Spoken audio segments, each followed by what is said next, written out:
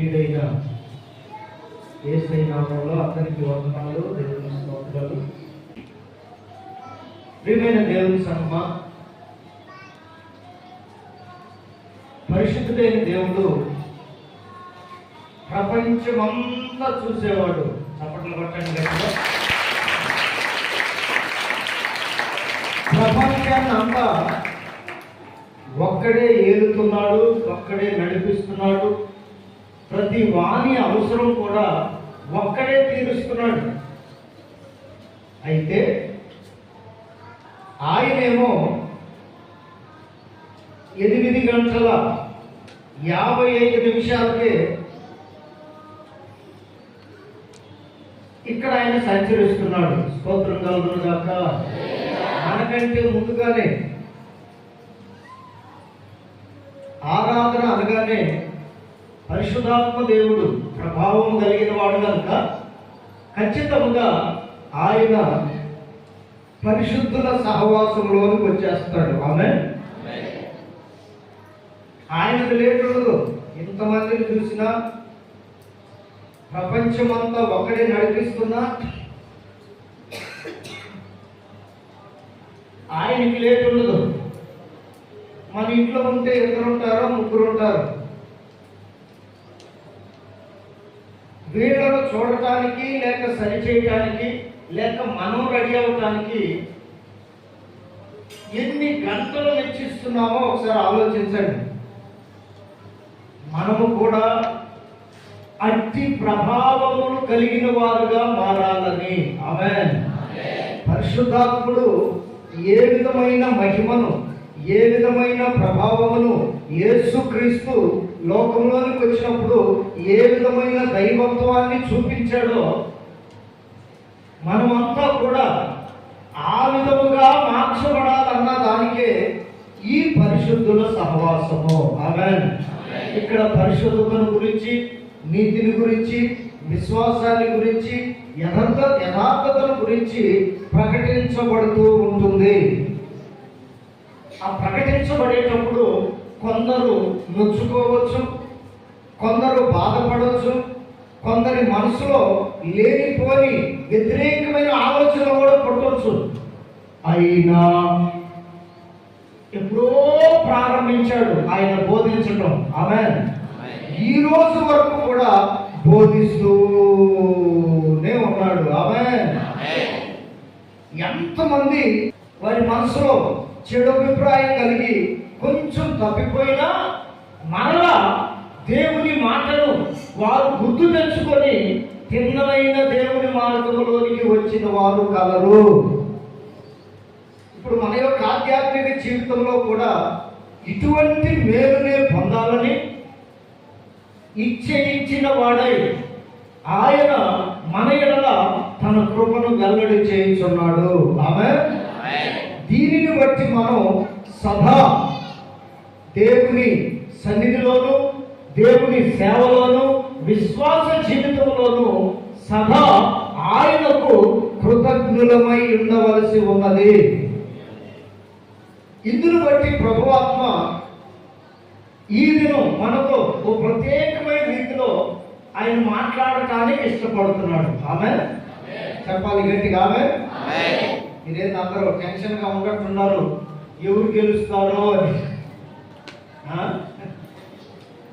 కొంతమంది బెట్టింగులు కూడా పెడుతున్నారంట. ఏమంటే పిచ్చి ఉండొచ్చు కానీ అది మనల్ని నాశనం చేసేంత ఉండకూడదు. దేవుని స్తోత్రం కలుగును గాక.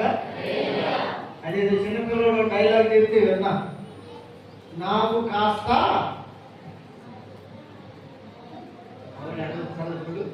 నాకు కాస్త ఏముందంట పవన్ కళ్యాణ్కి, కానీ దానికి ఒక ఆ లెక్క ఆయనకే తెలియదు.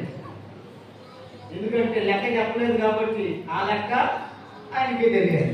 అట్లాగనే ఈ పిచ్చి బ్యాచ్ అంతా ఏం చేస్తున్నారంటే కష్టపడి సంపాదించుకున్న ధనం కొందరు, అన్యాయంగా సంపాదించిన ధనం కొందరు, ఈ బెట్టింగ్లని మధ్య కాలంలో ఏ న్యూస్ ఛానల్ చూద్దామని పెట్టినా అది అదే వస్తుంది.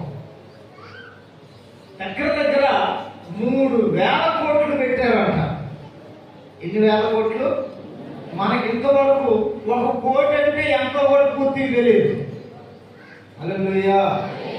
దీన్ని ఏమనాలి?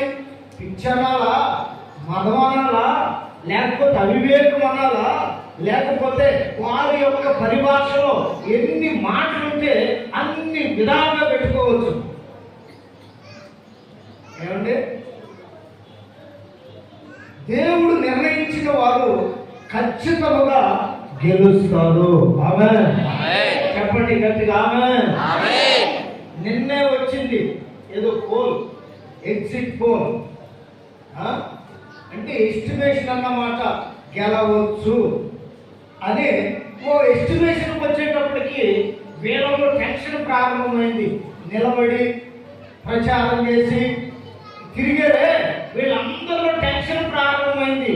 ఎందుకంటే ఏ విధము చేతనైనా అన్యాయం చేసైనా, మోసం చేసైనా, చంపైనా, ఎదుటి వాళ్ళని ఎర్రని చేసైనా వీరి గురి ఏమిటంటే, వీరి లక్ష్యం ఏమిటంటే గెలవాలి. హల్లెలూయా.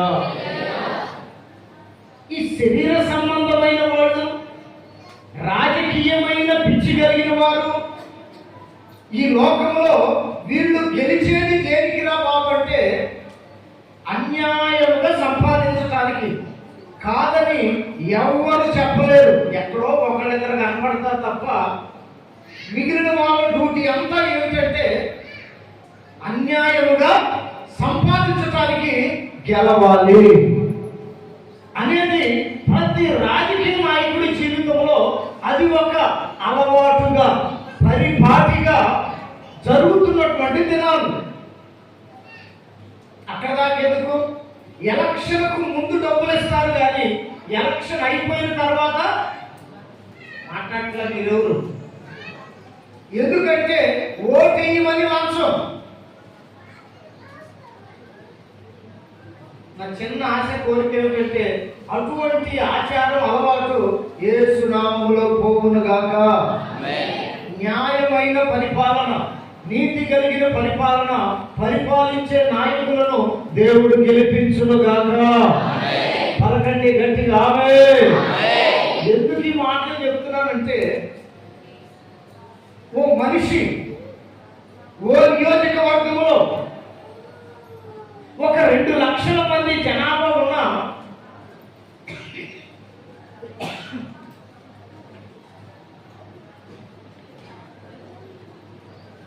పార్లమెంట్ సీట్ అయితే ఓ 10 లక్షలు అనుకోండి, లేకపోతే 15 లక్షలు అనుకోండి. జాగ్రత్తగా ఆలోచిస్తే దేవుడు పెట్టలాగా వీరందరిలో నేనే గెలవాలి. స్తోత్రం కలుగును గాక. చెప్పండి గట్టిగా హల్లెలూయా. ఇక్కడ ఒక అద్భుతమైన విషయం మీకు చెప్పాలి. అది ఏమిటంటే ఇట్లాగనే పోటీ పడ్డారు.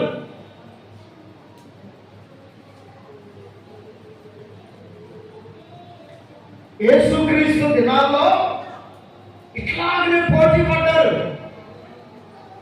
యేసయ్యేమో నీతిగాను, యథార్థముగాను, పవిత్రమనే పునాది మీద ఆయన నిలవబడి ఉంటే, ఆయనకు ఆపోజిట్ ఎవరంటే అపవాది. చెప్పండి ఎవడాడు? అపవాది. వీడు కూల్చేవాడే కానీ కట్టేవాడు కాదు. దుర్నీతిని జరిగించేవాడే కానీ నీతిగా బ్రతికేవాడంటే ఒప్పుకోడు, వాడు కూడా బ్రతకడు. ఓ భయంకరమైన పోరాటం జరిగింది భూమి మీద క్రీస్తు శకములో. చూడండి, దేవుడు పెట్టారా, యేసయ్య పక్షాన పరమందున్న దేవుడు మాత్రమే ఉన్నాడు. చప్పట్లు కొట్టండి గట్టిగా. పరలోక సైన్యం కానీ, పరలోకం కానీ పరిశుద్ధత వైపు నిలుస్తారు. ఆమేన్. ఆయన ఒక్కడే. సైతానుడు ఏం చేశాడో తెలుసా? రోమా ప్రభుత్వాన్ని పోయి రెచ్చగొట్టాడు. రాజులను, ప్రముఖులను అంతటితో ఆగలేదంటే ప్రధాన యాజకులను కూడా రెచ్చగొట్టాడంట. ఎవరిని? ప్రధాన యాజకులను కూడా రెచ్చగొట్టి శాస్త్రులను, అనగా ఆ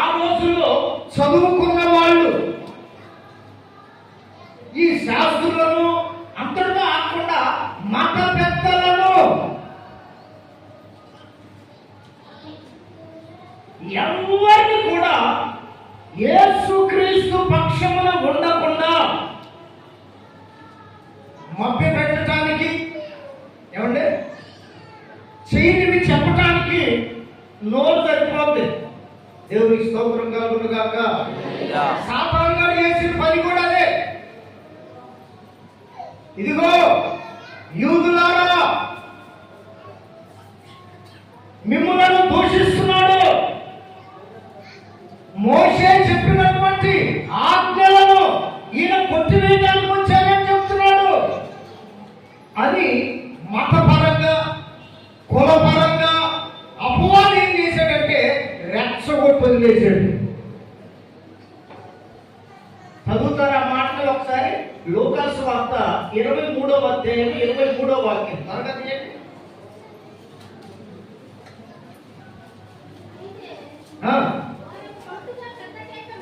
అదిగోనండి బాబు, ఒక స్పష్టమైన మాట ఇక్కడ రాయబడింది. అయితే వారు ఒకే పట్టుగా, చప్పట్లు కొట్టండి ఒకసారి. అయితే వారు ఒకే పట్టుగా పెద్ద కేకలు వేసి వీరిని సిలువ వేయమని అడుగగా వారి కేకలే హల్లెలూయా. చూసారండి బాబు, రాజ్యం వాళ్ళది, అధికారం వాళ్ళది. సాతాను గారు కూడా వీళ్ళ పక్షాలు వచ్చి చేరాడు. ఏమని కేకలు వేయమని చెప్పాడంటే వీరిని, పరిశుద్ధుని, నీతిమంతుని. పిలాతు తర్వాత గ్రహించాడు అనుకోండి, పరిశుద్ధుని, నీతిమంతుని, పవిత్రుడైన వారిని ఏమేమని కేకలు వేశారట? సిలువ వేయండి. వీరికి సిలువ వేయటమే కరెక్ట్ అయినటువంటి న్యాయం.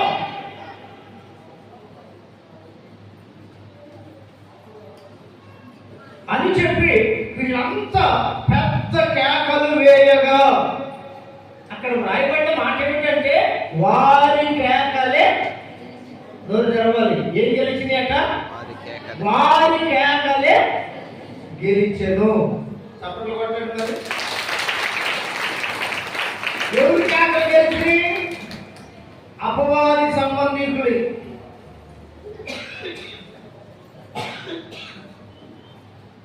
రోమా ప్రభుత్వం వారి యూదుల కేకలు అక్కడ గెలిచినట్లుగా స్పష్టంగా దేవుని వాక్యం తెలియపడుతుంది. వీళ్ళందరూ ఏమనుకున్నారో తెలుసా? ఎట్లాగైతే ఏమిరా మనం సాధించాం, అంతే కదా. ఒక్కసారి మనకు జయం కలిగిందనుకో, మనం చేసిన ప్రార్థనకి ఒక్కసారి కనుక విజయం వచ్చిందనుకుంటే ఇక మనం ఏ విధంగా ఫీల్ అవుతామంటే ఇదిగో వీళ్ళలాగే ఫీల్ అవుతాం. ఇక నేను ఏది చేసినా గెలిపే తప్ప అపజయం రాదు. లేదు. దేవునికి మహిమ కలుగును గాక. యూదులంతా కూడా బరబ్బనేమో విడుదల చేయమన్నారు, యేసయ్యనేమో సిలువ వేయమని కేకలు వేశారట. చివరికి యేసుక్రీస్తేమో మౌనం కొన్నాడు. చప్పట్లు కొట్టి గట్టిగా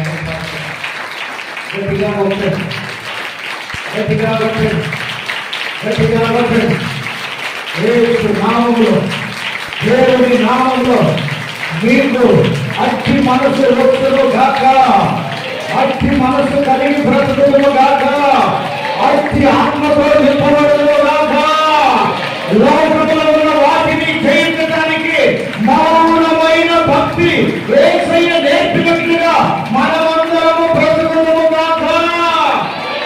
దేవునికి మహిమ కలుగును గాక. దేవుని జనాంగమా, నీతిమంతుడైన వాడు, పరిశుద్ధుడైన వాడు, జాగ్రత్తగా ఆలోచించండి.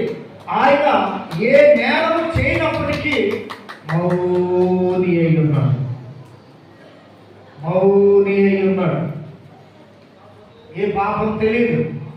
వీళ్ళు వేసే నిందలేవి, వీళ్ళు పలుకుతున్న ఆయన మీద చెప్పుతున్న మాటలేవి ఆయనకు సంబంధించినవి కావు. ఎందుకు వీళ్ళు పలికారంటే వీళ్ళు అపవాది పక్షాన చేరారు.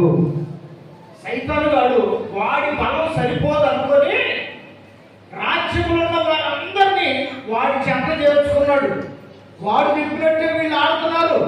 దేవునికి మహిమ కలుగును గాక. ఈ సంగతులన్నీ కూడా దేవుడు గ్రహిస్తున్నాడు. వెంటనే ఆ రాజు అయినటువంటి పిలాతు లేక న్యాయాధిపతి అయినటువంటి పిలాతుతో అతని భార్యతో ఆ రాత్రే దేవుడు మాట్లాడాడట.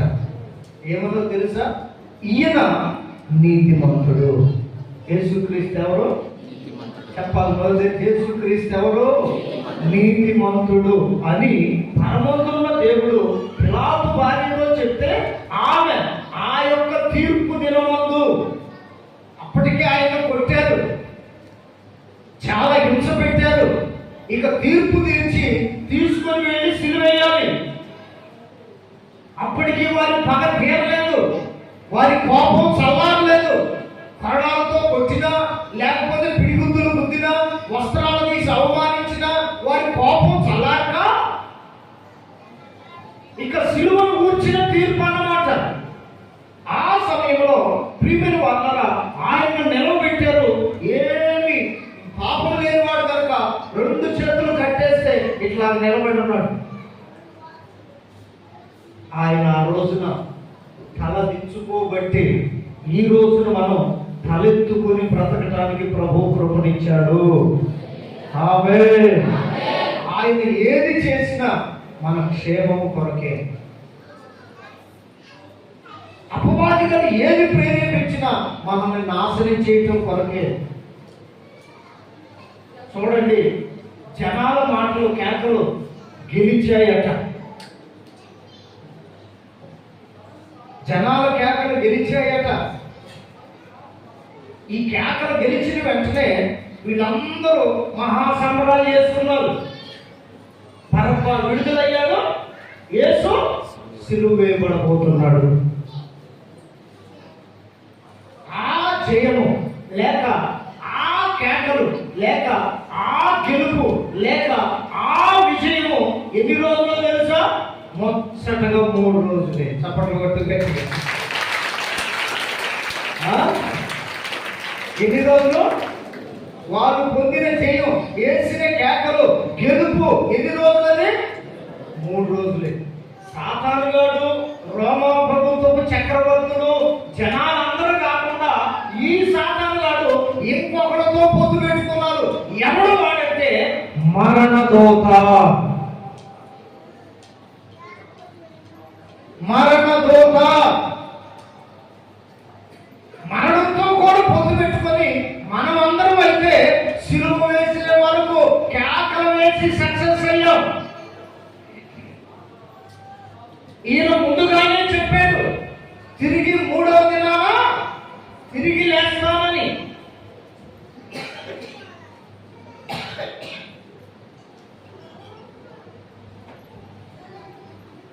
మూడో దినాన తిరిగి లేస్తానని చెప్పాడని ఈ చనిపోయిన వారిని లేపకుండా ఉండే అధికారం ఎవరికి ఉందంటే మరణానికి ఉంది. ఈ మరణానికి ఉండటం వలన మరణాన్ని కూడా పొత్తులో కలుపుకున్నాడు. మరణమా, ఇప్పటి వరకు మేము గెలిచాం. హల్లెలూయా చెప్పండి. హల్లెలూయా. ఇక మీదట డ్యూటీ నీదే. ఎట్టి పరిస్థితుల్లో ఆయన చెప్పినట్లుగా 3వ దినాన లేవకూడదు.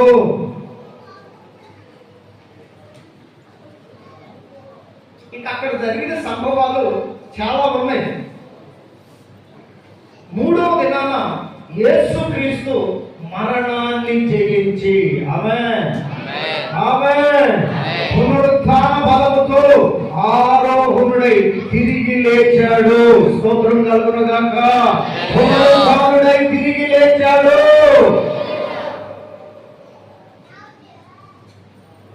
లేచిన తర్వాత అక్కడ మరణం పని చేయలేదు. వింటున్నారా? అపవాది పని చేయలేదు. 3వది రోమా ప్రభుత్వం కానీ ప్రజలు కానీ వీళ్ళెవరు ఆటలకి అక్కడ సాగలేదు. గెలుపు అనేది వీళ్ళకు కూడా ఒక్క 5 సంవత్సరాల కోసం. దేవుని స్తోత్రం కలుగును గాక. ఆ యూదులు సంబరపడినట్లుగా, ఏమంటే యూదులు యేసు ప్రభుని కేకలు వేసి అప్పగించామని చెప్పి వాళ్ళు సంబరపడినట్లుగా 4వ తారీఖు సాయంత్రం చూడాలి మనం సంగతులు. ఎంతమంది చేస్తారో, ఎంతమంది ఒళ్ళు గాలితో కూడా తెలియదు. అటువంటి దగ్గరికి మీరు వెళ్ళకండి. దేవునికి స్తోత్రం కలుగును గాక. హల్లెలూయా. ఒకవేళ మీకు పిచ్చి ఉంటే మీలోనే ఉంచుకోండి. యేసు రక్తమే జయం. ఎందుకో చాలా భయంకరమైన ఘోరాలు జరగబోతున్నాయి అనుకుంటున్నా నేను. ఎవరు తగ్గట్లా. నిండు జీవితాన్ని మీరు భోజనం పెట్టుకుని వెళ్ళి పాటు చేసుకోవద్దు. దేవునికి మహిమ కలుగును గాక. ఎవడు వచ్చినా మనకు జరిగేది జరగక మానదు.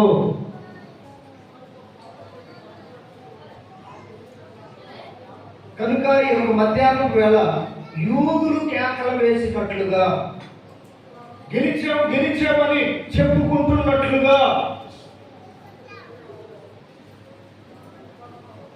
దేవుని బిడ్డలారా రేపు 4వ తారీఖు సాయంత్రం కూడా జరగబోతుంది. ఆ గెలుపు ఎన్ని రోజులు రా కాబట్టి, వీళ్ళకేమో 3 రోజులు, మన గెలవబోయే వాళ్ళకేమో 5 సంవత్సరాలు. ఒకవేళ మధ్యలో స్తోత్రం అయితే ఉండని రోజులే. ఎందుకంటే స్వాధీనం ఆయన స్వాధీనంలో ఉన్నది కదా ఏదైనా. ఆమేన్ చెప్పండి. ఆమేన్. నీతి గల రాజు స్వాధీనంలో ఉన్నది కదా. న్యాయాధిపతిగా పరిపాలించబోతున్నాడు కదా. అందుకని మన యొక్క ఆత్మీయ జీవితానికి కూడా వీళ్ళు ఏ విధంగా ఎండ లేదు. జాగ్రత్తగా వినండి. అంతకుముందు ఏసీలో నుండి బయటకు వచ్చేవాళ్ళు కాదు ఈ ప్రచారం చేసిన వాళ్ళందరూ. గెలుపు కోసం ఎండను లెక్క చేయలేదు. అవునా కాదా? కారణన్నా నోటి నవ్వు తగ్గలేదు, పెట్టిన దండం కిందకి దిగలేదు.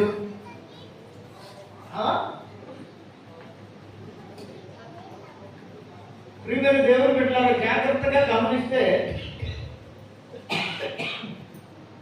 5 సంవత్సరాల పరిపాలన కోసం వాళ్ళు అంత ప్రయాసపడి, చెమటోర్చి, కష్టపడి, ఏమంటే ఏసీని వదిలేసి ఎండలో తిరిగారే.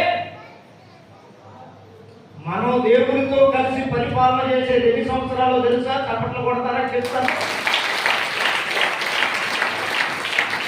5 ఏళ్ళు కాదు, 20 సంవత్సరాలు కాదు, 1000 సంవత్సరాలు కూడా కాదు, యుగ యుగాలు. చప్పట్లు కొడుతూ మనం దేవునితో కలిసి ఏలబోతున్నాం. ఆమేన్ చెప్పండి గట్టిగా. ఆమేన్. 5 సంవత్సరాల కోసం వారి పోరాటం లాంటిది కాదు మన పోరాటం. అవసరానికి ఏదో దేవుడిని వాడుకునే పోరాటంలో గెలవాలని వారి పోరాటం లాంటిది కాదు మన పోరాటం. మన గెలుపు ఎట్లా ఉండబోతుందంటే దేవుని ఎదుట. హల్లెలూయా చెప్పాలి. హల్లెలూయా హల్లెలూయా. ఓ రోజున ఒక చిన్న వయస్కుడు 12 సంవత్సరాలు కలిగిన వ్యక్తి 6 మూరల జానడు కలిగిన వాడిని ఒడిశలలో రాయి పెట్టి వాడి ముదుట కొట్టగా వాడు బాగా పడ్డాడు అని రాయబడి ఉంది. వెంటనే ఆ చుట్టూ ఉన్న స్త్రీలకు, ఉన్నటువంటి మనుషులందరికీ ఒక ఆలోచన వచ్చింది. ఏమొచ్చిందో తెలుసా? చదవండి ఒకసారి. 18వ అధ్యాయం సమూయేలు మొదటి గ్రంథం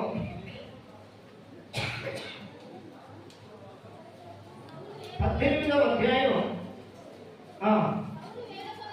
6వ వాక్యం నుండి చూడండి. దావీదు ఫిలిష్తీయుని హతము చేసి తిరిగి వచ్చినప్పుడు స్త్రీలు ఇశ్రాయేలీయుల ఊళ్ళన్నిటిలో నుండి, అమలారా ఇక్కడ కూడా మీరే ఉన్నారు, మీకు చాలా పౌరుషం ఎక్కువ అని చెప్పి దేవునిని బట్టి చప్పట్లు కొట్టాలి. స్త్రీల వరకు మీరాగండి కొట్టాలి మీరు. ఇశ్రాయేలు ఊర్లన్నింటిలో ఏంటోనట? తంబురలతోనూ సంభ్రములతోనూ వాద్యములతోనూ పాడుచు నాట్యమాడుచు రాజైన సౌలును ఎదుర్కొనుటకై వచ్చింది. ఆ స్త్రీలు గాన ప్రతిగానములు చేయించు వాయించుచు. స్త్రీలారా, మీకు ఇవ్వబడిన డ్యూటీ ఏంటంటే పాడుచు గాన అంటే ఏంటో తెలుసా? ఈ సేవకుడు పాడేటప్పుడు కలిసి పాడటం, ఇది గాన ప్రతిగానం. ఏంటో మనోడు కనీసం నోరు కూడా తెరవట్లా, ఊడిపోతాయేనో పడిపోతాయేనో అర్థం కావట్లా. దేవుని సన్నిధిలో ఇశ్రాయేలు గ్రామాలన్నింటిలో నుండి స్త్రీలందరిలో ఉన్న గొప్ప శౌర్యం లేక గొప్ప రోషం ఏమిటంటే వారికి కలిగిన జయం, గెలుపు అటువంటిది.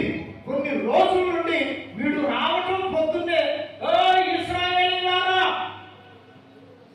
మీలో ఎవడైనా నన్ను గెలవగలిగినోడు ఉంటే రండి, ఫిలిష్తీయులమైన మేమంతా మీకు బానిసలమైపోతాం. వీడు ఎంతంటే ఇది ఎంతెత్తుంటాడు, ఇక్కడ నుండి అంతెత్తుంటాడు. నేను వాడు అడుగు దగ్గర కూడా వస్తానో రాను. దేవుని స్తోత్రం కలుగును గాక. చెప్పాలి గట్టిగా హల్లెలూయా. వాడు కాలు ఎత్తుంటాను, ఏం నిలబడ్డాను కాబట్టి ఎందుకు కనపడతాను, ఆ నిలబడితే తెలిసింది ఎవరో. దేవునికి మహిమ కలుగును గాక. ప్రియమైనటువంటి వాళ్ళారా, అంతెత్తు మనిషి వచ్చి రోజు ఇశ్రాయేలు సైన్యాన్ని భయపెడుతున్నాడు, తిడుతున్నాడు. ఈలోపు అక్కడికి దేవుని అభిషేకం కలిగిన వాడు వచ్చాడు. ఆమేన్. నీలో ఉన్న రోషం, పురుషులారా, నీలో ఉన్న రోషం భక్తి విషయంలో, పరిశుద్ధత విషయంలో అట్లాగే నిలవాలంటే ఊరికేదో మీసాలు పెంచుకుంటే కాదు. అలా చెప్తున్నాను వినండి. ఇక్కడ ఉన్నటువంటి దావీదుకి ఇంకా మీసాలు రాలా, కానీ ఏముంది? రోషం ఉంది. చెప్పలే, మాకు లేదు, మేము ఆడ చెబుతాం అంటారా? చెప్పండి, ఏముంది దావీదుకి? ఏమి లేవు, మీసాలు లేవు. పిల్లోడు, బాలుడు, చిన్నవాడు, 12 సంవత్సరాలంటే ఏం తెలుసని, కానీ దేవుని గురించిన రోషం ఉంది అన్న మాట ఏంటో తెలుసా? సున్నతి లేని ఈ ఫిలిష్తీయుడు, చప్పట్లు కొట్టడం చూస్తున్న వరకు ఆడవాళ్ళు కాదు, మగోడే. దేవుడు మిమ్మలను అటు రోషముతో నింపుడుగాక. మిమ్ములను కూడా గాన ప్రతిగానాలు, వాయిద్యాలు వాయించే రోషము కలిగిన స్త్రీలుగా, కన్యలుగా దేవుడు మిమ్మల్ని దీవించునుగాక. హల్లెలూయా, హల్లెలూయా. 12 సంవత్సరాల వాడు ఆ ఫిలిష్తీయుడైన గొల్యాతు పలుకుతున్న మాటలు ఏమాత్రం నచ్చల. ఎందుకంటే దేవుని ఆత్మ నీలో ఉంటే వచ్చే రోషం ఏ విషయంలో ఉండదంటే, దేవుని యొక్క సన్నిధికి కానీ, దేవుని యొక్క సేవకులకు కానీ, దేవుని యొక్క సంఘానికి కానీ ఎవరైనా వ్యతిరేకముగా మాట్లాడుతూ ఉంటే ఆ విషయాల్లో మనకు రోషం రావాలి. స్తోత్రం కలుగును గాక. అర్థమవుతుందండి? మనకు రోషం రావాల్సిన విషయాలు మనల్నంటే కాదు. గుర్తుంచుకోండి మాటలు, ఏదో ఊహదప్పుడు ఉపన్యాసంలాగా అనుకోకండి. మన గురించి అన్నప్పుడు మనకి అక్కడ రోషం వస్తుంది, కానీ దేవుని గురించి మాట్లాడినప్పుడు మనకి ఎందుకు లేరా, దేవుడే అంటే ఎన్నారా. దేవుని గురించి ఎవరైనా తప్పుగా మాట్లాడారు అనుకోండి, కొందరికి ఉంది ఆ రోషం. నేను విన్నా అక్కడక్కడ. స్తోత్రం కలుగును గాక. అన్నా, మీ సంఘాన్ని అన్నా, మీ సేవకులన్నా, మీ సంఘానికి వచ్చే ఎవరినన్నా, మీ సన్నిధికి వచ్చేవాళ్ళు, మీ మందిరానికి వచ్చేవాళ్ళు అసలు ఒప్పుకోరు. అందరూ ఆ రోషాన్ని నేను అక్కడక్కడ విన్నాను. అందును బట్టి దేవునికి మహిమ కలుగును గాక. అట్లా కాకుండా మన యొక్క సంఘాన్ని గురించిన విషయాలు మనమే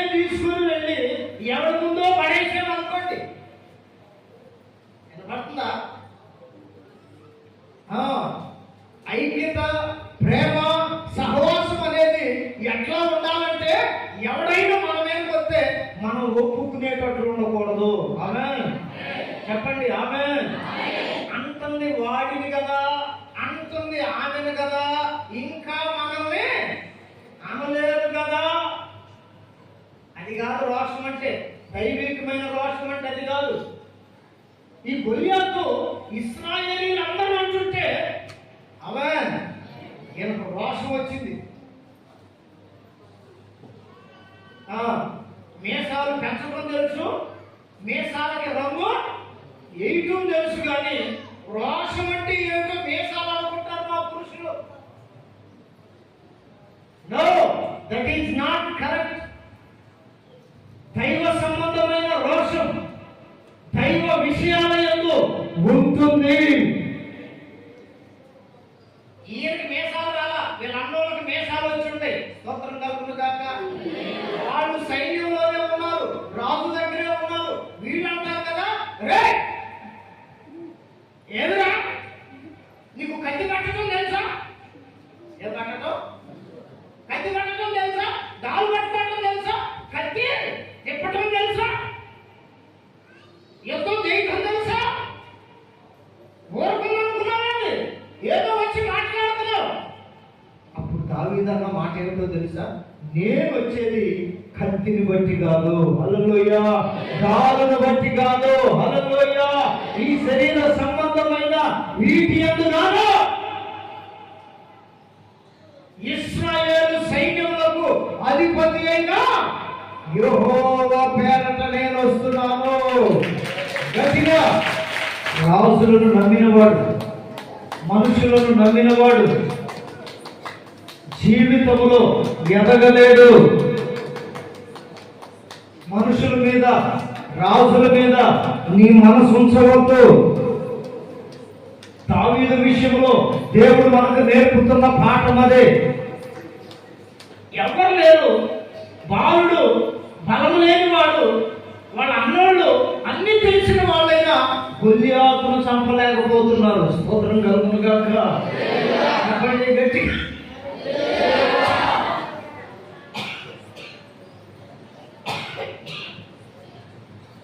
గొలియాతును చంపలేకపోయారు.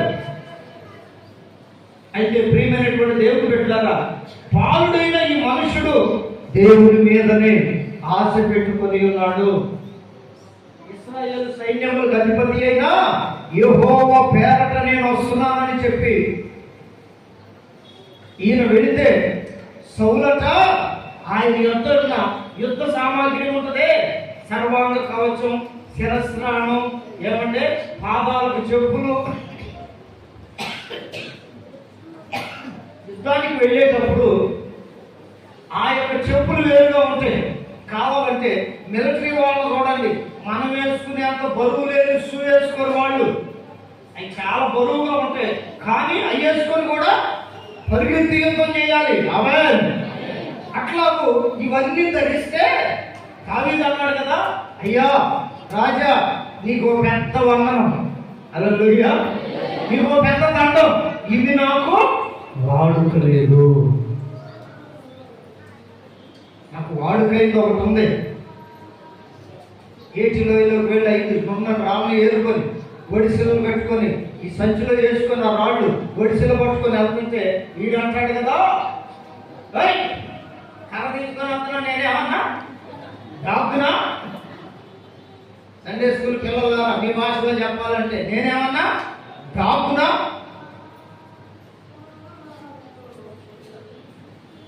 ఏమో నాకైతే తెలియదు. నాకున్న వాడికి వర్షంలో రాయి పెట్టాడు, తిరుగుతున్న రౌండ్ ఆయనట్టు ఈయనట్టు, ఆడేమో కత్తిని తెచ్చి పెట్టాడు. హల్లెలూయా. కావాలంటే చూడండి, ఈ భూమి మీద ఉన్న చాలా మంది చేతుల్లో ఏం పట్టుకుంటారు? ఒక చేయి కాదు, ఇటారు అటారు, ఒక తల కాదు, ఇటు 5 అటు 5, ఒక్కొక్క చేతిలో ఎండ్ర పట్టలే, దానికి మళ్ళీ అర్థాలు. దేవుడికి స్తోత్రం కలుగును గాక. వీడేమో రాళ్ళు పట్టుకున్నాడు, కత్తి పట్టుకుని ఎంత లాభం చేసుకున్నాడు ఉపయోగం లేకుండా. అక్కడ యేసయ్య పక్షాన ఎవరూ లేరు, ఇక్కడ దావీదు పక్షాన కూడా ఎవరు లేరు. నిజమైన జయం ఎప్పుడు పొందుతామంటే మన బంధువులందరూ మనతో ఉన్నప్పుడు మనకి జయం రాదండి. దేవుడి మహిమను చూడాలంటే, దేవుడి కార్యాన్ని చూడాలంటే నీవు ఒంటరి దానవు, ఒంటరి వాడవు కావాలి. హల్లెలూయా, హల్లెలూయా. అట్లాగని నీ భార్యకు దూరంగా బొమ్మని కాదు నేను చెప్పేది. అమ్మో నువ్వు మామూలు కాదు. మీ భర్తను విడిచిపెట్టమని కాదు నేను చెప్పేది. కుటుంబమే ఒంటరితనం. హల్లెలూయా చెప్పండి, హల్లెలూయా. యేసయ్యకు తమ్ముళ్ళు ఉన్నారు, చెల్లెళ్ళు ఉన్నారు, తల్లి ఉంది, తండ్రి ఉన్నాడు. ఇతడు వడ్లవాడి కుమారుడు కాదా అని వాళ్ళే సర్టిఫికెట్ ఇచ్చారు. మరియా ఈయన తల్లి కాదా? యాకోబు, యోదాను వారు ఇతని సహోదరులు కాదా? ఇతని సహోదరులు ఇతనితోనే ఉన్నవారు కాదా? చూడండి ఎంత కుటుంబం ఉన్నా దేవునికి స్తోత్రం కలుగును గాక. ప్రతి విషయానికి వచ్చేటప్పటికి ప్రభువా ఈయన పరిచయం చేస్తున్నాడు, దేవాలయంలో బోధిస్తున్నాడు. ఈ లోపు ఆయన తల్లి, ఆయన తండ్రి, ఆయన సహోదరులు అందరూ బయటకు వచ్చి సైన్యం చేస్తున్నారు. ఇది బోధించే ఏ సైడ్ కనపడలా.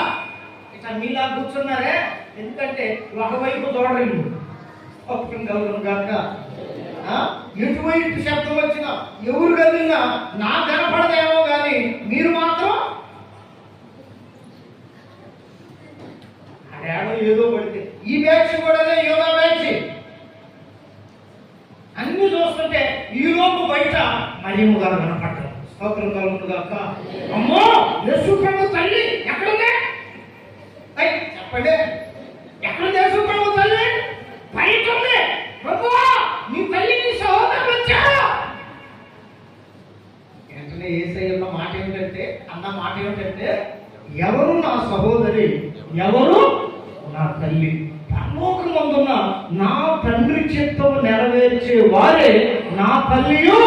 చప్పట్లు కొడుతూ యేసయ్యని మహిమపరుస్తాం.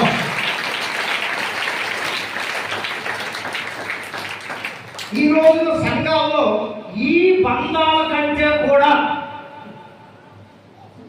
మనుష్య సంబంధమైన బంధాన్ని అధికముగా ప్రేమించటం వలన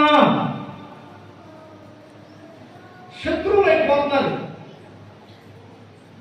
అక్కని చెల్లి ప్రేమించినా, చెల్లిని అక్క ప్రేమించినా, తోడు కోడలు ఒకరినొకరు ప్రేమించుకున్నా అసలు అర్థం ఏమిటంటే, దానిలో ఉన్న పరమార్థం ఏమిటంటే శత్రువులు అయిపోతున్నారు. అన్నదమ్ముళ్ళైనా ఇంకా ఎంతవరకు దిగజారిపోయిందంటే భార్య భర్తలే ఒకళ్ళ మీద ఒకళ్ళకి నమ్మకం లేకుండానే సంసారం చేస్తున్న కుటుంబాలు లేకపోలేదు.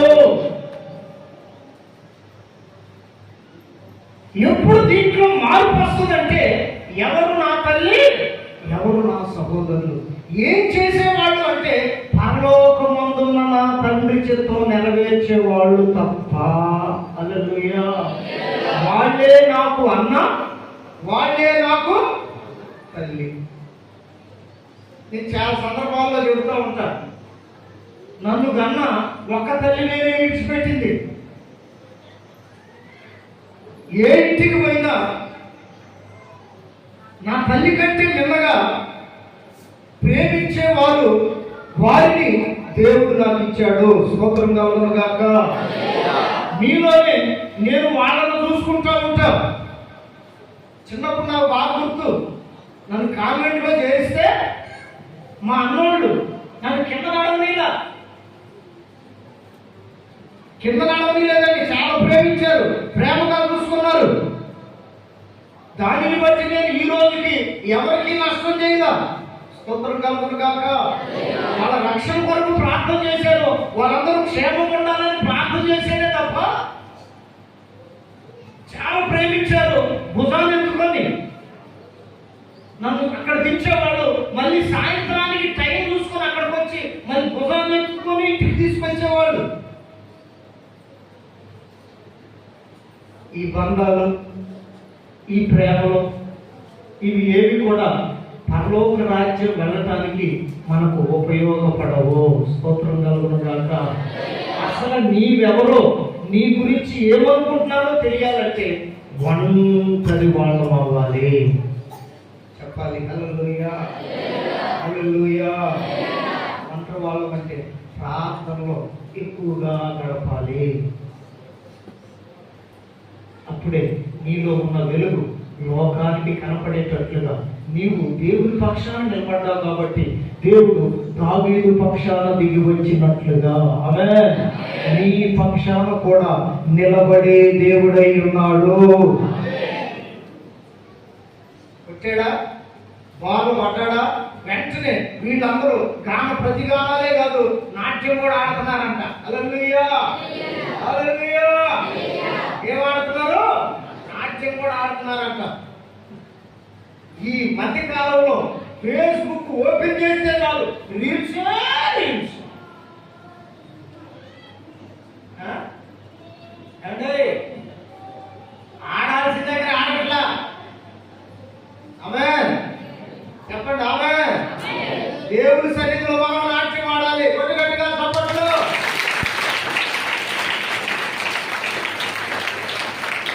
పొలాల పట్టుల మీద కాదు,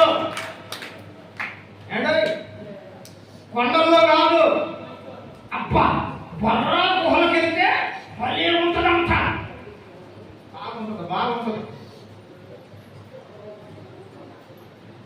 రీల్స్ ఏంటంటే ఈ అమ్మ నాన్నకి ఏం పని లేదు, వాళ్ళు ఎంత అడిగితే అంత డబ్బులు ఇస్తున్నారు పిల్లలు.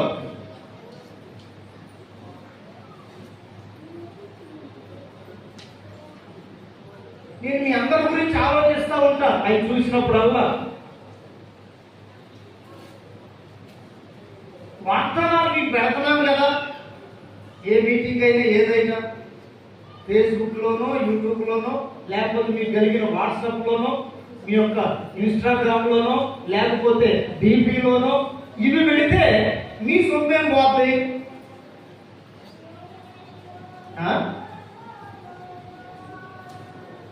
వాక్యం ఉండటం శ్రేష్టం కదా. స్తోత్రం కలుగును గాక. చూద్దాం హల్లెలూయా.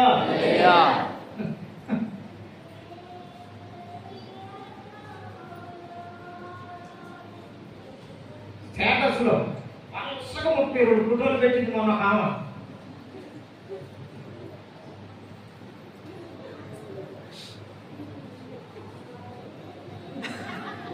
ఇక్కడ నుంచి మొత్తం స్టెప్పులు అన్నమాట ఎన్ని పెట్టి నన్ను లైక్ చేయండి అనిపించింది.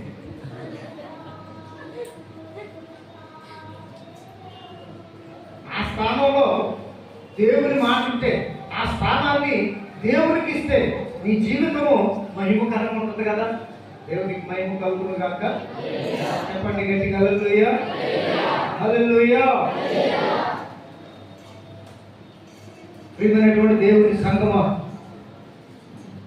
మన యొక్క ఆధ్యాత్మిక ఎదుగుదలకు ఆటంకమైనవేవో వాటిని మనం ఏం చేయాలంటే చంపాలి. స్తోత్రం కలుగును గాక. గొల్యాతునైతే చంపగలిగాడు కానీ దావీదు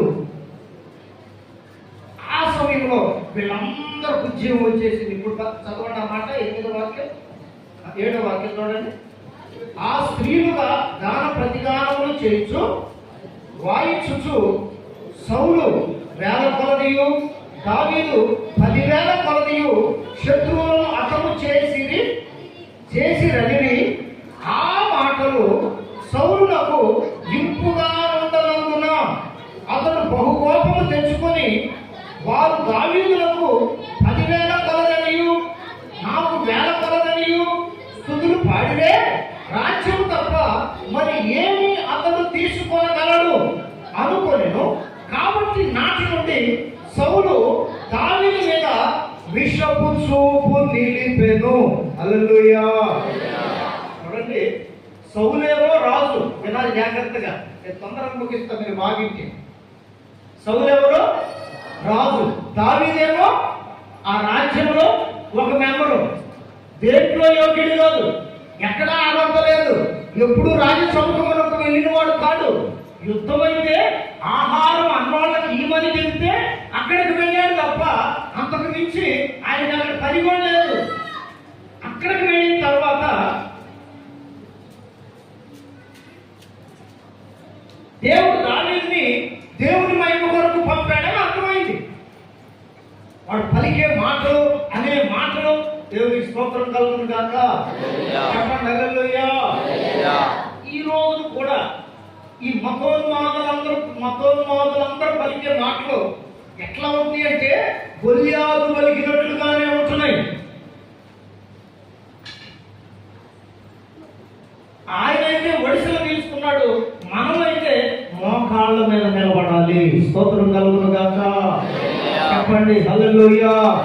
జయమును పొందటానికి మనకు మోకాళ్ళ జీవితం ఒకటే ఆధారము. అక్కడ ఉన్నది రాజు దావీదేమో, నిజమే కదా. మన దేశాన్ని పరిపాలించేదేమో మోడీ. రాష్ట్రాల్లో ఉన్న వాళ్ళందరూ క్రైస్తవులైనా ముస్లింలైనా లేకపోతే దిగజారిన వర్గాలైనా మేము ఆయన ఎదుట వీళ్ళెంతలో ఈ మధ్య ప్రకటించాడు, మీరు విన్నారో లేదో, ఆదివారం సెలవిస్తే క్రైస్తవులకు మాత్రమే ఉపయోగపడుతుంది, అందుకని ఆదివారం సెలవు తీసేసి శుక్రవారం ఇవ్వాలంట. మళ్ళీ దానికి లింకేం పెట్టాడో తెలుసా? అప్పుడు ఆంగ్లేయులు ఇంగ్లీష్ వాళ్ళు పరిపాలించారే వాళ్ళు పెట్టింది అదని. అసలు దాని మొత్తం లోతుపాతులు చూస్తే అది ఒక విగ్రహారాధికుడు ప్రకటించినదే. హల్లెలూయా. ఆంగ్లేయులు పెట్టింది కాదంట. ఏదో శాస్త్రం ఏదో పేరు విన్నాను, అతను ఆదివారం బాగుంటుందని పెట్టించాడంట ఆ రోజుల్లో. చూసారా, రాజు తలుచుకుంటే దెబ్బలకే పొదువా అన్నట్లుగానే ప్రధానమంత్రిని దేవుడు ఎందుకు చేశాడు అనేది ఆయన ఆలోచించట్లా.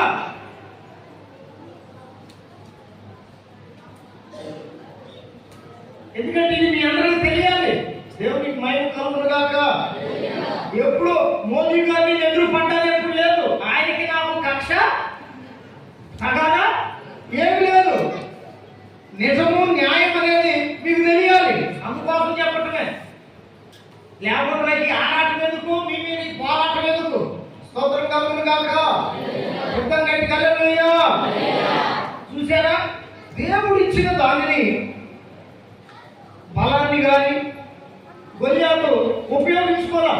దేవుడిచ్చిన హోదా స్థితిని ఇప్పుడు ఈయన కూడా కాళ్ళదనుకుంటున్నాడేమో అనిపిస్తుంది. ఏ ముఖ్యమంత్రి అయినా కానివ్వండి, మనుషులందరూ ఒకటే కదా. స్తోత్రం కలుగును గాక.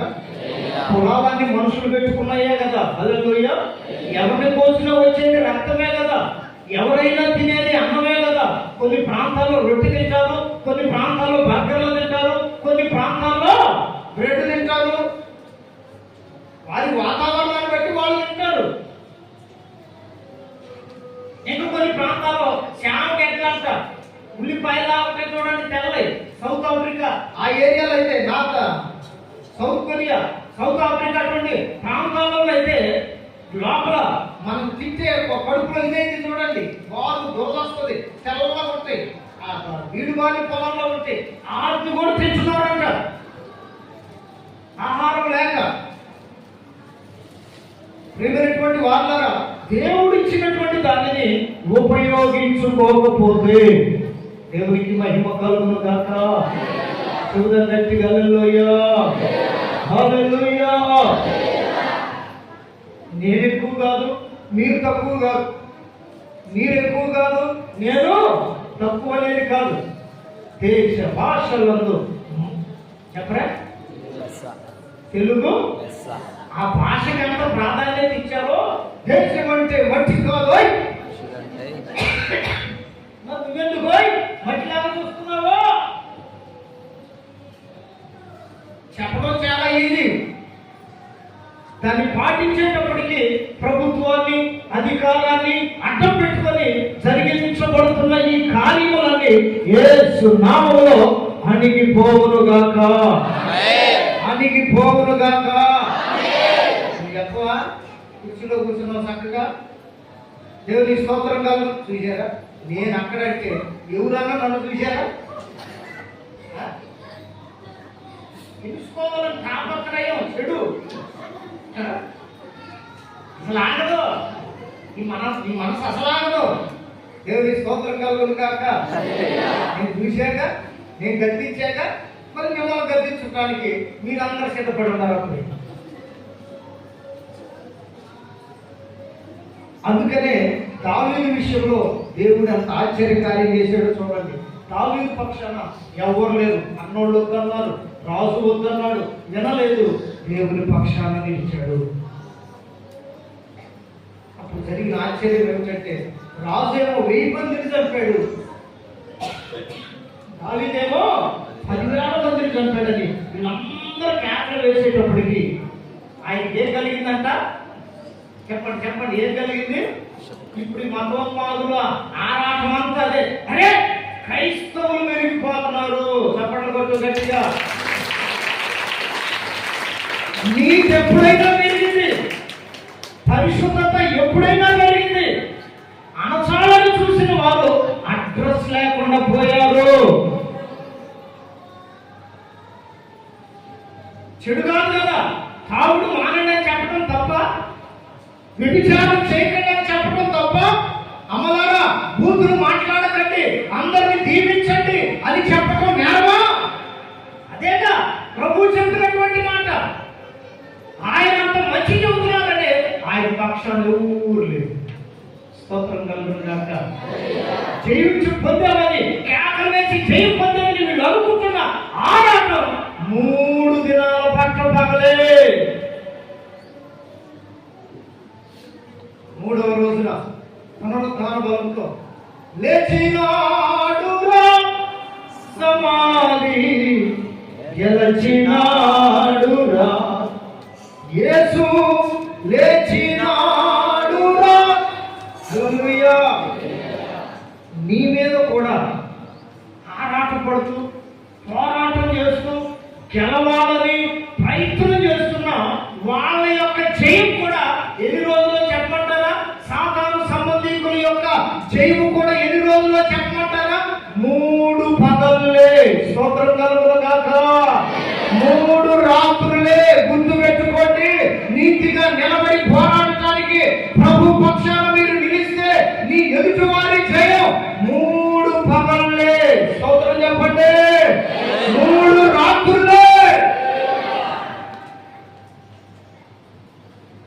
నీ పక్షాన నిలిచిన వాడు నీకు మాదిరి అయి ఉన్నాడు. పక్కదాన్నే ఒక్కడినే అనుభవిస్తూ తెగ ఫీల్ అవుతుంటాం. ఎంతమంది ఉండేవాళ్ళు ఇంటి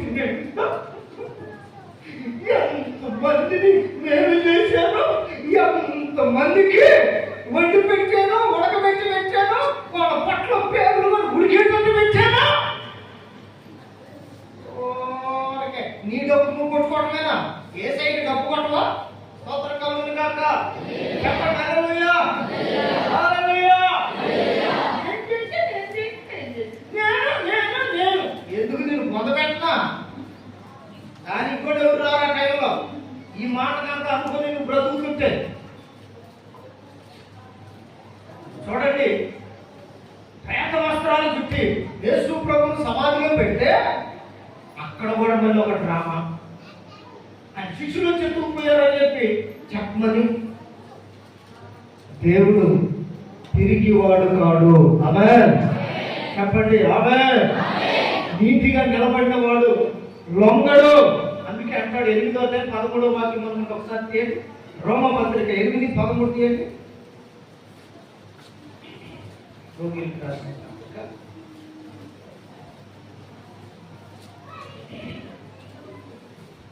8వ అధ్యాయం 13వ వాక్యం. 12 చదువుతుంది.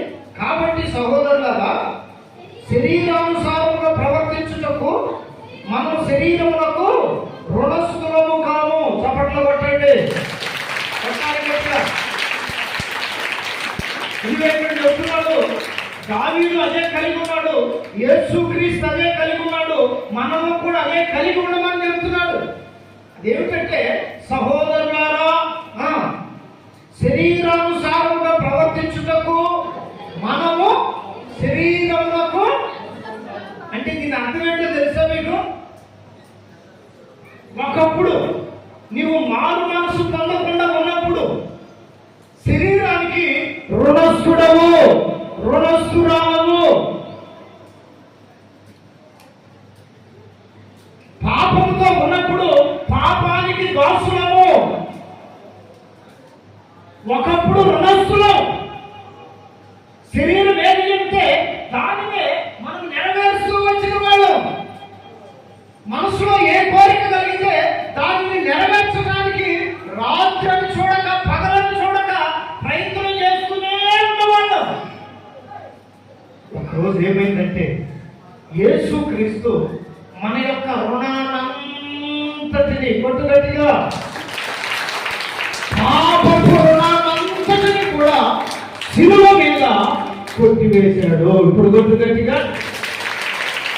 మన రుణానంతా కూడా శిలువలో ఆయన తీర్చేశాడు. ఇప్పుడు మనం శరీరానికి రుణస్థులం కాము. శరీరం చెప్పినట్లుగా వినే క్రైస్తవులం కాకూడదు. మనసు వచ్చినట్లుగా తిని త్రాగు సుఖించు సంతోషించని మనసు చెప్పినట్లుగా బ్రతికే క్రైస్తవులం కాదు. ఎందుకంటే మనం శరీరంతో జరిగించిన ప్రతి దానిని యేసయ్య శిలువలో రుణాన్ని కొట్టివేశాడు. ఆమేన్. ఇక మీదట నీ శరీరానికి నీవు దాసురాలు కాదు, నీవు దాసుడవు కాదు. అందుకని అంటున్నాడు, సహోదరులారా, శరీరానుసారంగా ప్రవర్తించుటకు మనము శరీరములకు రుణస్థులము కాము. మీరు శరీరానుసారంగా ప్రవర్తించిన ఎడల చావవలసిన వారై ఎందురు, కానీ ఆత్మ చేత శరీర క్రియలను చంపిన ఎడల హల్లెలూయా, హల్లెలూయా. ఆయనేమో రుణాన్ని కొట్టివేశాడు. చెప్పండి గట్టిగా, ఎవరు? యేసుక్రీస్తేమో మన శరీరం యొక్క రుణాన్ని, అప్పుని, వడ్డీతో సహా ఆయన శరీరమందు మోపుకొని కొట్టివేశాడు. మనం గెలవలసిన పద్ధతి మీకు చెప్తున్నాను. మారు మనసు లేని వాళ్ళకి ఇవి తెలియదు. అందుకే వాళ్ళు ఏం చేస్తారో తెలుసా? ఈ శరీరాన్ని చంపితే చాలు వీడు చంపుతాడు. మొన్న ఈ మధ్య అదేదో రాష్ట్రంలో క్రైస్తవులు చంపారు చూడండి. మణిపూర్, ఒరిస్సా, యూపీ.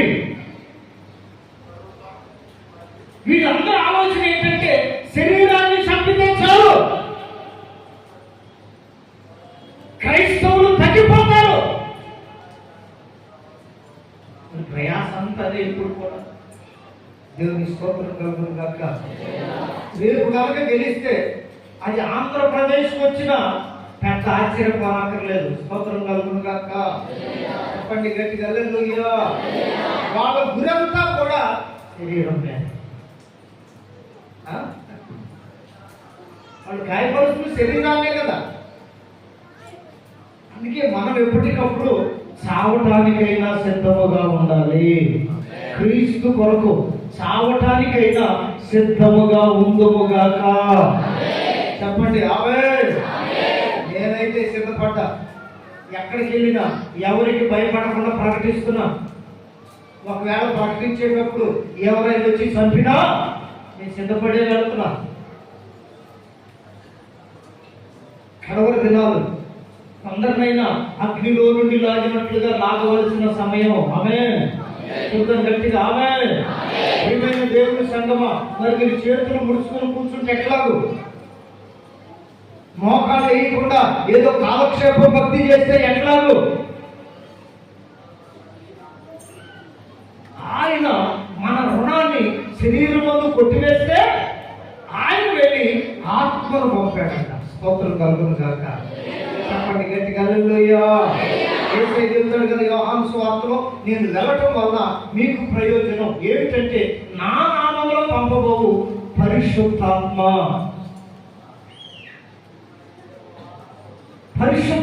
వచ్చి మిమ్ములను సర్వసత్యములో నడిపిస్తాడు.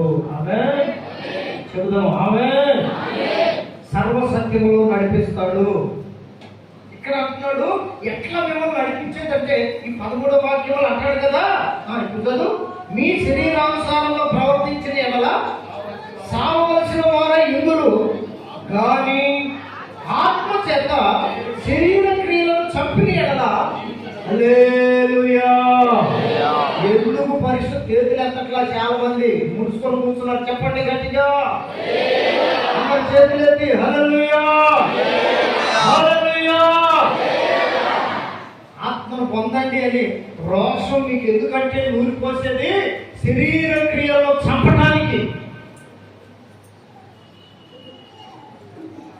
మీలో ఉన్న శరీర క్రియలు చావకపోతే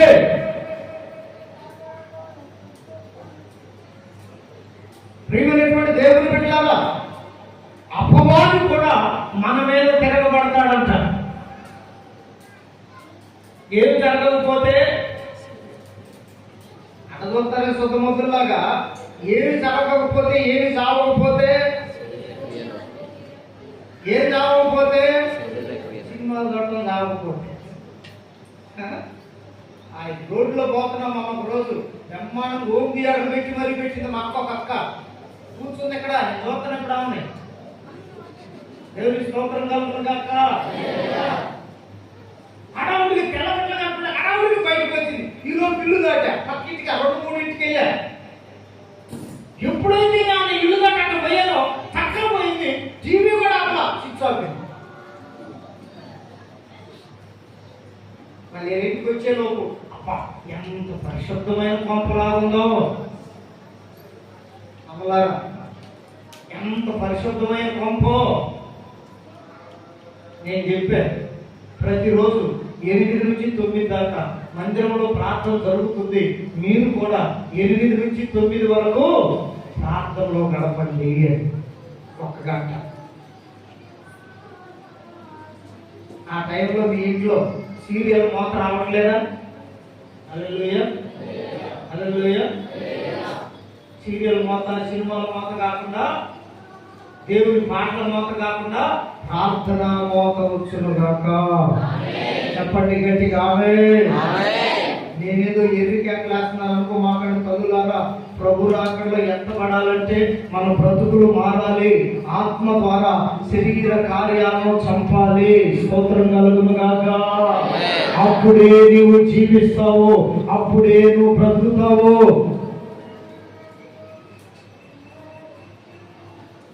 రోజు ఇంటికి వెళ్ళా, అయ్యగారు కూడా ఇక్కడే ఉంటాడు. మోహపడిపోయింది టీవీ. ఏంటయ్యా టీవీ బాగు చేయలేదంటే అది ఉన్న కానించి పిల్లలు చెప్పండి పిల్లలు పిచ్చిదే పెడుతున్నారన్న. ఇప్పుడు అది లేకపోయేటప్పటికి ప్రశాంతంగా ఉంది. స్తోత్రం కలుగును గాక. చెప్పాలి గట్టిగా హల్లెలూయా. మీరందరూ అనుకోవచ్చు, అంటే టీవీలో అమ్మాలా అని కాదు, కొనాలా అని కాదు నేను చెప్పేది. ఆత్మ ద్వారా దేన్ని జయించాలి? శరీరాన్ని జయించాలి. స్తోత్రం కలుగును గాక. చెప్పండి గట్టిగా హల్లెలూయా. ఒక చిన్న సంభవాన్ని బైబిల్ నుండి చూపించి మేము ముగిస్తాం. ఏమిటో బాబా సంభవం అంటే, పరిశుద్ధులైన పౌలు గారు పరిచర్య చేస్తున్న దినాలని ఎట్లా రివర్స్ అవుతాయో, ఎట్లా తిరగబడతాయో మీకు ఆ ఒక సందర్భాన్ని నేను జ్ఞాపకం చేస్తాను. సార్ అపోస్తుల కార్యాలు అండి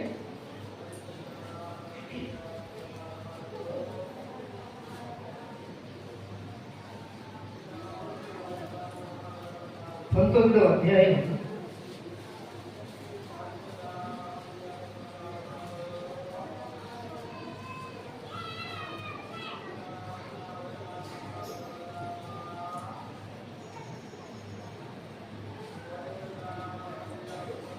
8వ వాక్యం చూడండి. తరువాత అతడు సమాజ మందిరంలోనికి వెళ్ళి ప్రసంగించుచు తర్కించుచు, ఒప్పించుచు, ధైర్యముగా మాట్లాడుచు 3 నెలలు గడిపెను.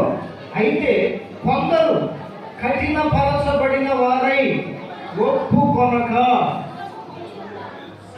సాతాను సమాజపు గుంపు ప్రతి దగ్గర ఉంటారు. అయితే వారిలో కొంతమంది కఠినపరచబడిన వారై ఒప్పుకొనక జనసమూహం ఎదుట ఈ మార్గమును దూషించుతున్నందున అతడు వారిని విడిచి శిష్యులను ప్రత్యేకపరుచుకొని ప్రతిదినము తురన్ను అను ఒక పాఠశాలలో తర్కించుచూ వచ్చాను. మా చదవడి పర్లేదు. 2 ఏళ్ల వరకు ఈ నామున జరిగాను. కనుక యూదులేమి, గ్రీసు దేశస్తులేమి, ఆసియాలో కాపురమున్న వారందరూ ప్రభు వాక్యము వినిరి. మరియు దేవుడు పౌలు చేత విశేషమైన అద్భుతములు చేయించెను. అతని శరీరమునకు తగిలిన చేతి గుడ్డలైనను నడికట్లైనను రోగుల యొద్దకు తెచ్చినప్పుడు రోగములు వారిని విడిచెను, దయ్యములు కూడా వదలిపోయాను. అప్పుడు ఈ మాట 13వ వాక్యం గుర్తు పెట్టుకోండి. అప్పుడు దేశ సంచారులను మాంత్రికులైన కొందరు యూదులు పౌలు ప్రకటించు యేసు తోడు మిమ్మును ఉచ్చాటన చేయుచున్నానని మాట చెప్పి దయ్యములను పట్టిన వారి మీద ప్రభువైన యేసు నామమున ఉత్సవించుటకు పూనుకొనిరి. ఇక్కడ ఆగండి, కొంచెం మీకు అర్థమయ్యేటట్టు చెప్తాను. పౌలు గారేమో పరిశుద్ధాత్మ పూర్ణుడై, కొద్దిగట్టిగా చెప్పట్లు, దేవుని ఆత్మచేత నింపబడిన వాడై ఎఫెసు పట్టణం వెళ్ళినప్పుడు అక్కడ దేవుని వాక్యాన్ని గురించి తర్కించుచు, హెచ్చరించుచు, బోధించుచు, వాళ్ళను ఒప్పించుచు పరిశుద్ధాత్మ పూర్ణుడై ఈయన బోధ చేస్తుంటే ఆయన ద్వారా దేవుడు చేసిన అద్భుతాలు చూడండి. రుమాలు ఉంటే ఇది పౌలు గారు తగిలితే, ఈ మధ్య దాన్ని వ్యాపారం చేశారనుకోండి, రుమాల వ్యాపారం, మీకు అర్థం అవడానికి చెబుతున్నా. ఇది పౌలు గారి చేతికి తగిలితే దాన్ని తీసుకుని వెళ్ళి అది రోగి మీద ఉంచితే దేన్ని తీసుకుని వెళ్ళి, హల్లెలూయా, పౌలు గారికి తగిలిన వెంటనే ఈ రుమాల్లో ఏమొచ్చిందో తెలుసా? అభిషేకం వచ్చింది. స్తోత్రం కలుగును గాక. ఆ విధంగా పండాలి మనం, ఆ విధంగా ప్రకాశించాలి, ఆ విధంగా మన ఆత్మీయ జీవితం ఉండాలి. హల్లెలూయా, హల్లెలూయా. సాతాను సిగ్గుపడేటట్లు మనం బ్రతకాలి కానీ, దేవునికి మహిమ వచ్చేటట్లు బ్రతకాలి కానీ, మనం ఏదో బ్రతుకుతున్నాం అన్నట్లు ఉండకూడదు. ఈ రుమాలు తగిలిన వాళ్ళు కూడా దయ్యాలు కూడా వెళ్ళిపోయాయి. రోగుల మీద వచ్చిన రోగాలు బాగైపోయాయి. ఈ నామములో, ఈ మార్గంలో జరుగుతున్న సంగతులన్నీ కూడా కొంతమంది మాంత్రికులు చూశారట ఎఫెసు పట్టణంలో. హల్లెలూయా. సంచారం చేస్తారే, ఊరూరు సంచారం చేసేవాళ్ళు, వాళ్ళు చూశారట. వాళ్ళు చూసి పౌలు ఏ నామం పేరకైతే ఇవి చేస్తున్నాడో, గట్టిగా ఏ నామాన్ని ఉచ్చరించి రోగులు బాగు చేస్తున్నాడో, దయ్యాలను వెళ్ళగొడుతున్నాడో అని వీళ్ళు మాంత్రికులు కదా, సంచారం చేసేవాళ్ళు కదా, వీళ్ళేం చేశారంటే అదే యేసు నామములో మిమ్ములను ఏ ఆటను చూడండి అక్కడ ఉంది, ఉచ్చాటన అంటే మాటి మాటికి పలుకుతున్నారట, యేసు నామములో, యేసు నామములో అని చెప్పి వీళ్ళు పలుకుతూ ఉంటే జరిగిన అద్భుతమైన విషయం చూడండి. 14వ వాక్యం. యూదుడైన స్కేవాయను ఒక ప్రధాన యాజకుని కుమారులు 7. ప్రధాన యాజకుడికి ఎంతమంది కొడుకులు? 7. వీళ్ళందరూ కూడా ఈ ప్రాక్టీస్ మొదలు పెట్టారంట. ఎంబీబీఎస్ చదివితే కాస్తో కోస్తో న్యాయం చేస్తారు. హల్లెలూయా. ఏదో దొంగ సర్టిఫికేట్, ఆర్ఎంపీ సర్టిఫికేట్ తెచ్చుకున్నారు అనుకో, నేను ఒక ఆమె చెబుతుంది, నడువు నొప్పని పోయిందంట, అది పొడిచాడంట. హల్లెలూయా. అదేమైందో తెలుసా? ముందు లోపలికి పోకుండా గంటగట్టి బయటికి వచ్చిందంట. వింటున్నారా? సొలుపుతుందన్నా ప్రార్థన చేయాల్సింది. వీళ్ళు అటువంటి వాళ్ళు ప్రధాన యాజకులు కొడుకులు కూడా పరిశుద్ధాత్మను నమ్మరు, పరిశుద్ధాత్మను పొందరు. కానీ పౌలులాగా యేసునామాన్ని వాడుకోవాలని చూస్తే అక్కడ జరిగిన అద్భుతం చూడండి. యూదుడైన స్కెవయను ఒక ప్రధాన యాజకుని కుమారులు 7 అలాగు చేయుచుండిరి. ఎలాగో ఇదిగో నువ్వేనేది దెయ్యాలు పోగొట్టేది నేనా, చూడా నేను చూడాల్సిన పనిలే అయ్యే చూస్తాయి. హల్లెలూయా, హల్లెలూయా. మనం దెయ్యం వచ్చి మన మరేమో చీరలు అవుతుందంట. దేవుని స్తోత్రంగా ఉందాక చెప్పండి గట్టిగా హల్లెలూయా. దేవుని బిడ్డలను ఒకసారి ఆలోచించండి. మనం చూడాల్సిన పనిలే. ఏదేదో అనుకుంటాం మనం. ఒక్కోసారి ఎవరో అడ్డొచ్చిన వాళ్ళు కూడా ఒకరికి బీకిందంట. నేను విన్నా, చూడలా. శనివారం పోయి శనివారం అయినామా, బుధవారం అనుకో, నేను లేదు. దేవునికి మహిమ కలుగును కాక. ఎవరో గట్టిగా హల్లెలూయా. అంటే నేను తప్పు చేసి కదా మాట్లాడుతుంది, మీకు అర్థమవ్వాలని చెబుతున్నా. అంత తప్పితే ఏదో తప్పు చేసి మాట్లాడలేదు. చప్పట్లు కొట్టండి ఒకసారి గట్టిగా. ఆత్మ పొందిన ప్రతి బిడ్డ కూడా అపవాది మీద అధికారం కలిగి ఉంటారు. ఆ సమయం వచ్చే వరకు కొంచెం ఆగాలి. వీళ్ళేం చేశారు తెలుసా? నేను ప్రధాన యాజకుని కొడుకులో సౌలేనా, సౌలంట పౌలేనా దయ్యాలు నిలబట్టేది, అది రోమాలు పట్టుకుంటే రోగాలు బాగయ్యేది ఆయనకేనా, మాకు లేదా అని చెప్పి పౌలు గారు చేసినట్లుగానే ఇప్పుడు వీళ్ళు కూడా చేస్తున్నారు. వీళ్ళలో ఏమి లేదు, పరిశుద్ధాత్మ లేదు. చెప్పండి, ఏమి లేదు, ఎవరు లేరు? పరిశుద్ధాత్మ లేకపోతే మనం ఒట్టి మట్టే. సచ్చినాక మట్టిలో కలిసిపోతాం, కానీ తర్వాత మన బ్రతుకులు ఎంటబడే స్థితిలోకి ఉండవు. అందుకనే దేవుని బిడ్డలారా, వీళ్ళు కూడా ఈ ప్రయత్నం చేసేటప్పటికి ఏం జరిగింది చదవడప్పుడు? అందుకు ఆ దయ్యము, ఎవరెవరు ఎరుగుతుంట దయ్యము, నేను యేసుని గుర్తెరుగుదును, పౌలును కూడా ఎరుగుదును, కానీ మీరెవరని అడుగగా ఆ దయ్యం పట్టిన వాడు ఎగిరి వారి మీద పడి వారిని ఇద్దరిని లొంగదీసి గెలిచారు. అందుచేత వారు దిగంబరులై గాయముగా తగిలి ఆయన నుండి పారిపోయిరి. ప్రియమైన వాళ్ళరా, దాని సరుకు, అపవాది యొక్క సరుకు, వాడి సరుకు నీ శరీరంలో ఉన్నంత కాలం నిన్ను విడిచిపెట్టడాడు, లొంగ తీసుకున్నాడంట. చదవండి ఆ మాట ఎంత స్పష్టంగా ఉందో. అందుకు ఆ దయ్యము, నేను యేసును గుర్తెరుగుదును, పౌలును కూడా, యేసయ్య మీద అభిషేకం ఉన్నది, పౌలు మీద చప్పట్లు కొట్టు గట్టిగా అభిషేకం ఉన్నది. వాళ్ళకే నాకు తెలుసు మీరెవరు, మీరెవరు. అందుకే చూడండి, నామకార్థ క్రైస్తవ సేవకులు తల నుంచి పెట్టి ప్రార్థన చేయరు. కావాలంటే ఏం పెడతారు?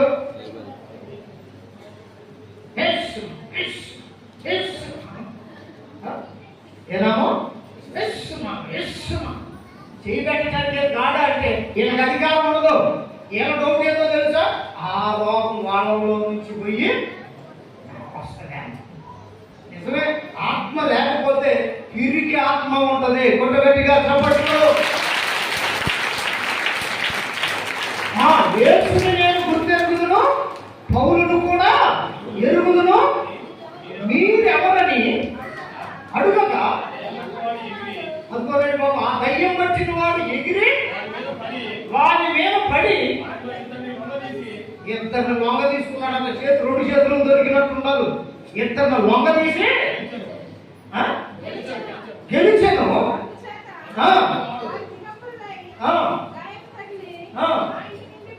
హల్లెలూయా, చెప్పండి హల్లెలూయా. అందుకే నామకార్థంగా బ్రతకకండి. కొద్ది రోజులు భక్తి చేసిన, పరిశుద్ధాత్మ కలిగి, పరిశుద్ధాత్మ నింపుదల కలిగి, ఎందుకంటారా మనం పరిశుద్ధాత్మను పొందకపోతే, పరిశుద్ధాత్ముడు మనలో లేకపోతే గెలుపు ఉండదు. ఆమేన్. ఏముండదు? గెలుపు ఉండదు. గెలుపు లేనివాడు దేవుని సింహాసనం యొద్దకు వెళ్ళడు. తీయండి, కావాలంటే మీకు అర్థమైంది. ప్రకటన గ్రంథం 12వ అధ్యాయం, ప్రకటన గ్రంథం 12వ అధ్యాయం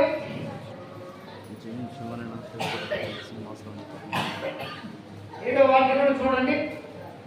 అంతటా పరలోకమందు యుద్ధము జరిగెను. మిఖాయేలును అతని దూతలను ఆ ఘట సర్పముతో యుద్ధము చేయవద్దని ఉండగా, ఆ ఘట సర్పము దాని దూతలను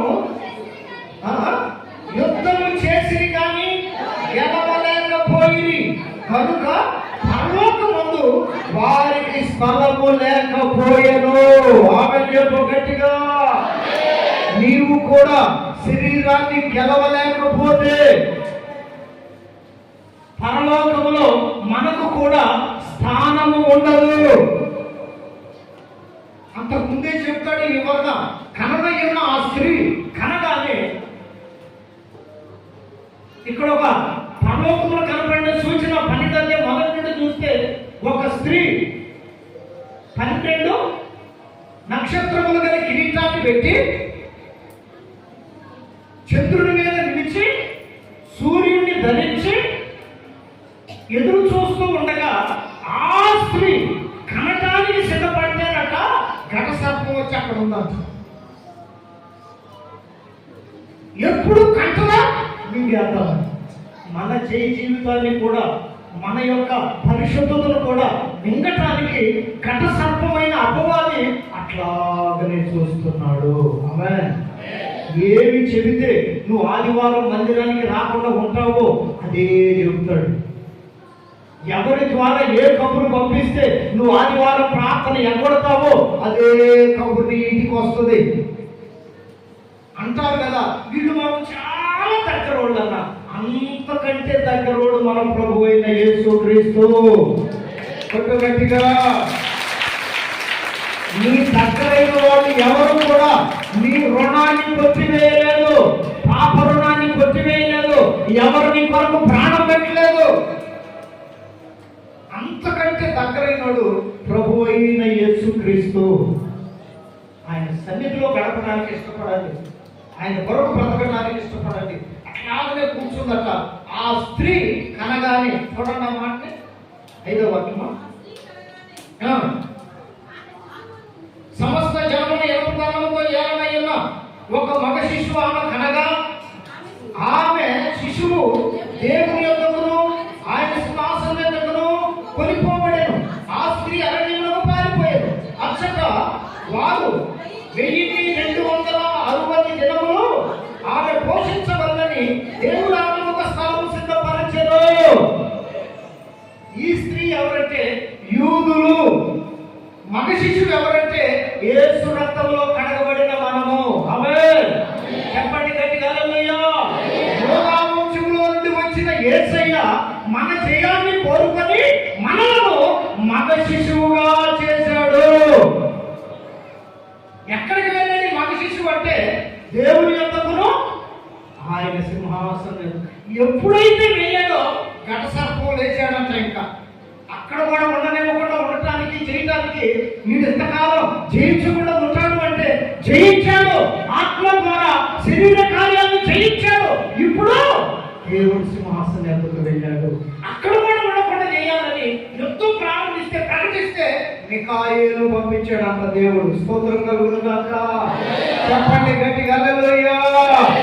మిఖాయేలు పంపించి మిఖాయేలు దూతలు, ఘట సర్పము వారి దూతలు యుద్ధం హోరాహోరీగా జరగగా అక్కడ మిఖాయేలు సైన్యం గెలిచింది. వీళ్ళు ఓడిపోయినందువల్ల ఇక పరలోకంలో వీళ్ళకి స్థానం లేదు. శరీరాన్ని జయించిన వారికి పరలోకంలో స్థానం లేదు. నీకున్న ఆలోచనలు కోరికలను జయించని వారికి పరలోకంలో స్థానం లేదు. అందుకే మగ శిశువు మాత్రమే దేవుని యొద్దకును ఆయన సింహాసనం యొద్దకు కొనిపోబడెను. ఇంకా అప్పటికి చేయలేదు. స్త్రీకి కావాలంటే చూడండి, అక్కడ చెప్తాడు ఆ స్త్రీ కన్నా శిశువు వెళ్ళాడు కానీ స్త్రీ మాత్రం మందిరానికి కొనిపోబడెను. అక్కడ 1260 సంవత్సరములు. హల్లెలూయా. చెప్పండి చెప్పండి, ఎన్ని అన్నాయా? 1260 దినములు అనగా దాన్ని కోట్ చేస్తే 7 సంవత్సరాలని వస్తుంది. దేవునికి స్తోత్రం కలుగును గాక.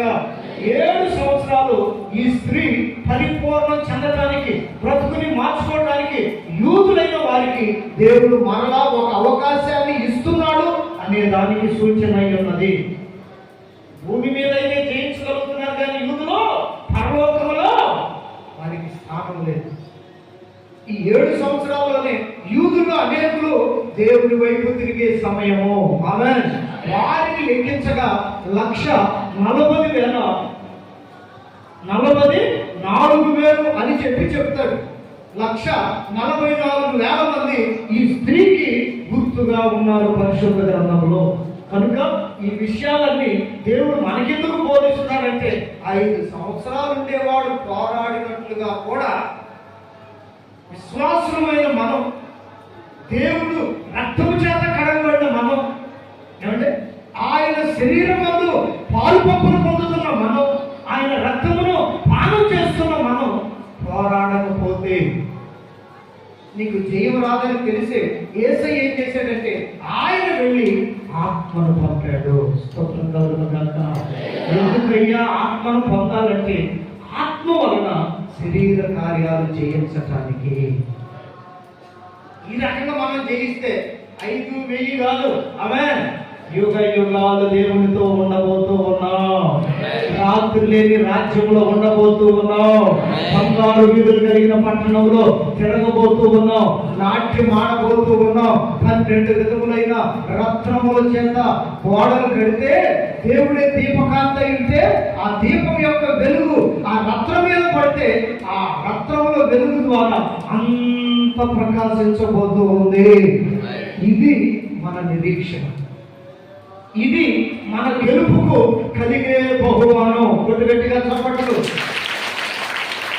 ఆత్మ ద్వారా శరీరాన్ని నీవు జయించగలిగితే నీవు పొందబోయే మహిమ, నీవు పొందబోయే కృప, నీవు పొందబోయే బహుమానం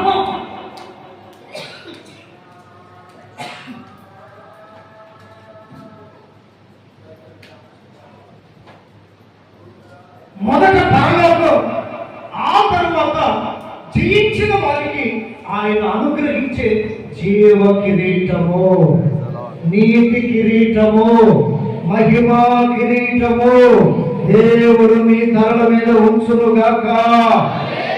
ఇది జరగాలంటే ఆత్మ ద్వారా దేన్ని జయించాలి? మనం రోజు యుద్ధమే, మనకి రోజు పోరాటమే.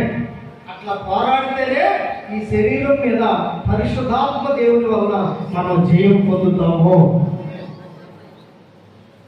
కనుక మనమంతా కూడా ఆయన శరీరంలో రక్తంలో పాలు పంపులు పొందుతూ కూడా పోరాడేటటువంటి మనసు లేకపోతే, దావీదు వలె యేసయ్య వలె పోరాడే మనసు లేకపోతే ఒక రోజున ఘట సర్పం యుద్ధం చేయబోతున్నాడు.